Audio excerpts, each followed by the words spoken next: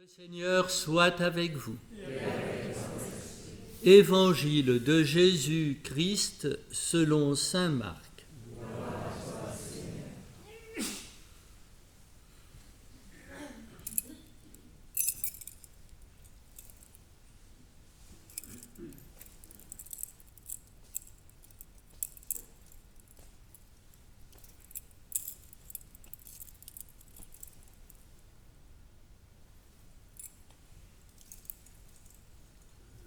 En ce temps-là, Jésus ressuscité se manifesta aux 11 apôtres et leur dit : Allez dans le monde entier, proclamez l'Évangile à toute la création.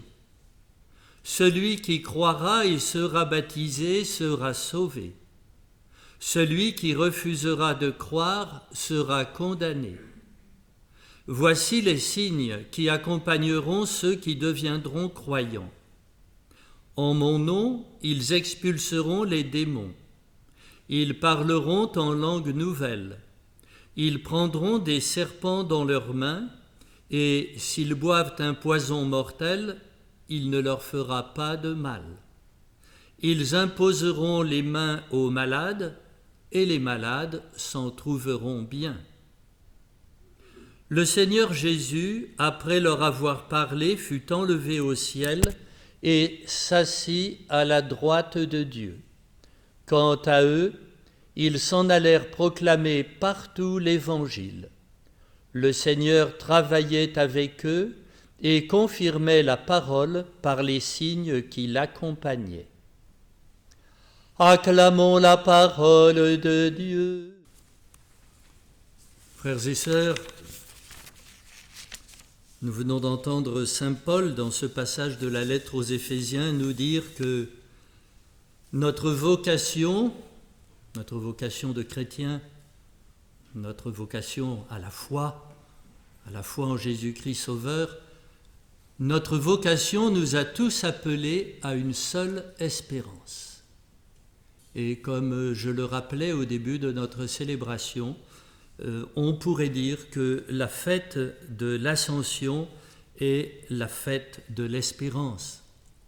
En effet, Jésus-Christ, qui est la tête du corps des croyants, la tête de l'Église, étant déjà corps et âme dans la gloire du Père, il a été élevé au ciel, nous a dit la parole de Dieu.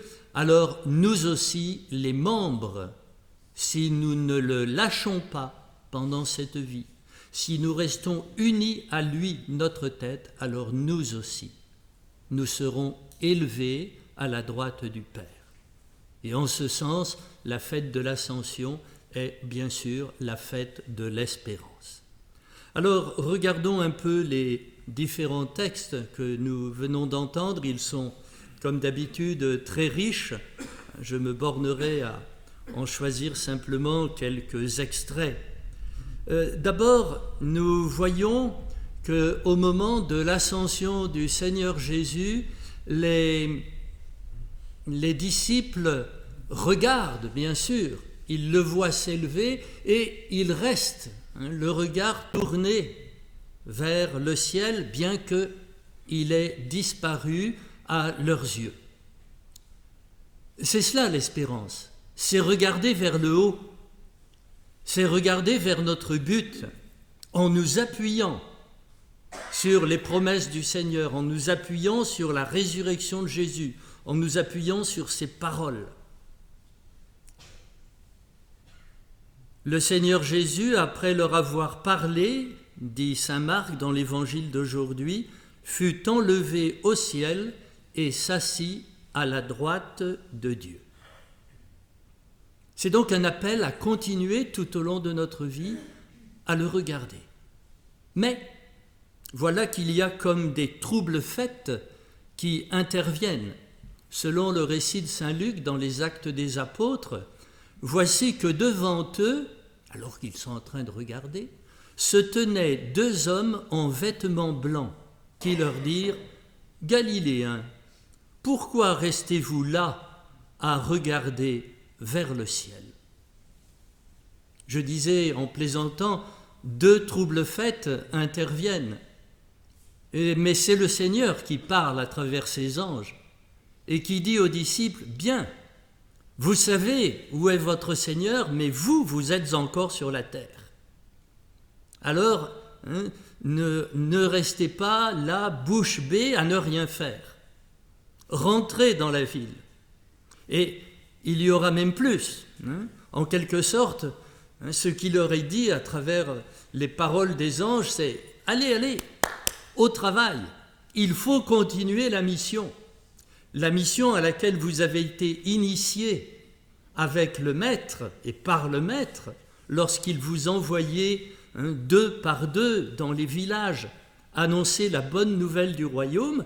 Eh bien, ce n'est pas parce qu'il est maintenant à la droite du Père que vous devez l'abandonner, cette mission. Elle vous est confiée. Ils s'en allèrent, nous dit saint Marc, proclamer partout l'Évangile. Le Seigneur travaillait avec eux, voyez. En même temps, Marc nous dit que le Seigneur fut enlevé au ciel et immédiatement après, quand il parle de la vie des apôtres, il nous dit que le Seigneur travaillait avec eux. C'est le grand paradoxe du Seigneur qui, d'une part, est à la droite du Père et en même temps qui est avec nous tous les jours jusqu'à la fin du monde.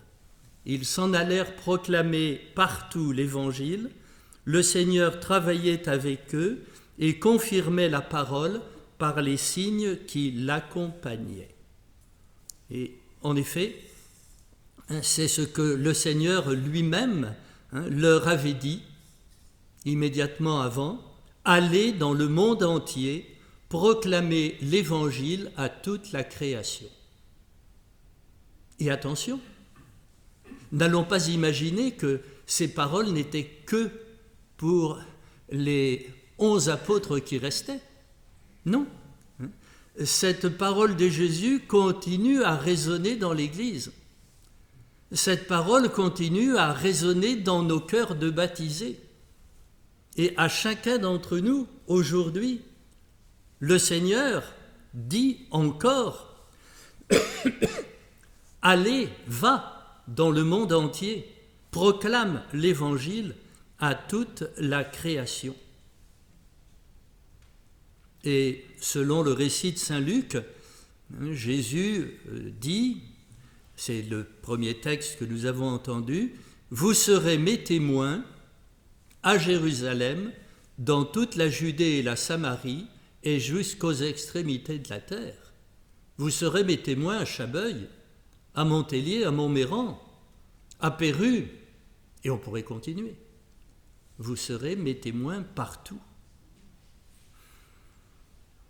Alors comment, et ce sera, si vous voulez, le dernier point que je soulignerai dans ce petit commentaire, alors comment vont-ils proclamer partout l'Évangile ? Bien, je crois que nous pourrions retenir un passage de ce que nous a dit aujourd'hui saint Paul dans sa lettre aux Éphésiens. Nous allons proclamer l'Évangile dans la mesure où nous serons unis comme des frères. Si nous vivons notre foi avec nos frères, en communauté autour de lui, en sachant que là où 2 ou 3 sont réunis en son nom, il est présent au milieu d'eux. Nous avons entendu les paroles de Paul quand il disait « Je vous exhorte à vous conduire d'une manière digne de votre vocation ». Voilà l'esprit dans lequel nous devons vivre la mission qui nous est allouée, qui nous est donnée. Ayez beaucoup d'humilité, de douceur et de patience. Supportez-vous les uns les autres avec amour. Ayez soin de garder l'unité dans l'esprit, le Saint-Esprit, par le lien de la paix. C'est dans la mesure où nous vivrons cela que nous serons vraiment des témoins du Christ ressuscité. Et nous connaissons bien ce passage des Actes des Apôtres dans lequel Luc nous décrit la première communauté de Jérusalem qui étonnait les habitants de la ville à tel point que ces derniers disaient « Mais voyez comme ils s'aiment ». Plaise au ciel que l'on puisse dire cela de nos communautés et de nos paroisses, que c'est beau comme ils s'aiment. Et alors oui, avec cet amour, on est forcément témoin de Jésus. Car le secret de cet amour, c'est que Jésus est vivant et qu'il nous donne son esprit. Eh bien, en résumé, je dirais que aujourd'hui, le Seigneur nous dit « Je pars » et en même temps « Je suis là ». Le Seigneur nous dit « C'est à vous maintenant de retrousser vos manches, c'est à vous de relever, je me mets à l'époque, de relever votre robe et de partir annoncer la bonne nouvelle. Vous ne serez pas seul parce que je vais vous donner le Saint-Esprit. Vous partez avec la force de l'Esprit Saint, en frères qui sont unis dans la paix, dans l'humilité, dans la douceur et dans la patience. Et n'oubliez jamais, en cours de route, au long de votre vie, n'oubliez jamais d'avoir le regard du cœur tourné vers le haut, là où je suis assis à la droite du Père et d'où je vous appelle tous et chacun à me rejoindre. Amen.